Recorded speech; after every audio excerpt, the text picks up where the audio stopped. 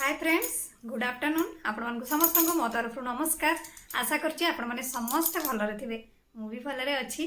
चलंतु video आरंभ करबा किंतु वीडियो आरंभ करबा पूर्वरु आपण मानक तो कोन करिया पई पड़े आपण मान तो जानि करलेनी तथापि मु कहि दउछि आउ थरे जदि आपण मानक भितरु केही जदि आज मो चैनल रे नुआ थांती ताले प्लीज प्रथम चैनल टी को सब्सक्राइब कर दियंतु पाखर थिबा बेल आइकन को क्लिक करंतु जहाँफल मो नुआ नुआ वीडियो नोटिफिकेशन आपण मान पाखे खूब शीघ्र पहुँची आपण मैंने मत सपोर्ट कर आगू को जीवाई आते पर्यंत जो मैंने मत सपोर्ट कर तुम बहुत बहुत धन्यवाद। ताले चलतु वीडियो आरंभ करबा। आज आसतु आम वीडियो माध्यम देखा केमिति आपण माने सहज उपाय घरे मिल्क फुडिंग बनई पारिबे। देखि पारुथिबे केडे सुंदर देखा जाउची। ताले चलतु लेट करबा काहेकि आरंभ करबा। सेथिपई आमे गोटे पात्र नबा। पात्र रे एबे आपण माने 2 कप क्षीर नेबे। 2 कप क्षीर परे आपण माने एथिरे आधा कप चीनी देबे। आपण माने परिमाण टी को मने रखिथिबे 2 कप क्षीर रे आधा कप चीनी नेबे ता सहित आधा कप कॉर्नफ्लोर नेबे। एकु एबे आपण माने भल्लो भाबरे मिक्स करिवे। गोटे मिनिट पर्यंत एकु भल्लो भाबरे मिक्स करिवे।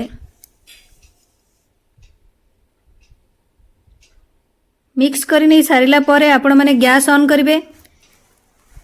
ऑन करी आपण माने बारंबार एही मिक्सचर टी को आपण माने मिक्स करूथिबे। एकु बॉयल हबा पई एबे छाड़िबे किंतु मझिरे मझिरे ताकू मिक्स करिवे। ये जते पर्यंत आपनकर ठीक न हेची सेते पर्यंत आपण माने मिक्स करूथिबे आ बॉयल हबा पई छाड़िथिबे। जते बेले आपनकर एही मिक्सचर टी ठीक हवा आरंभ करिवो सेते बेले आपण माने जानिबे जे आपनकर हेई गलानी। आपण माने देखि पारुथिबे ये एबे हमर ठीक हवा आरंभ होई गलानी। एबे आपण माने एकु जेउथरे आपनकर मिल्क फुडिंग बनैबे आपण माने से मोल्ड को नेबे। सेथिरे एबे आपण माने ऑयल भलो भाबरे ग्रीस कर देबे। एबे आपण माने सेही मिक्सचर टी को एथिरे ढाली देबे। ढाली नहीं सारिला परे एकु आपण माने स्प्रेड करिवे और ठंडा हवा पर्यंत अपेक्षा करिवे। ये भलो भाबरे ठंडा हवा दरकार। ठंडा हेई सारिले आपण माने कोन करिवे एकु तो स्प्रेड एमती करि नेबे ठंडा करि देबे। तापरे आपण माने यार कवर लगेई देबे। कवर लगेई आपण माने फ्रिज रे एकु 2 घंटा पर्यंत छाड़ी देबे।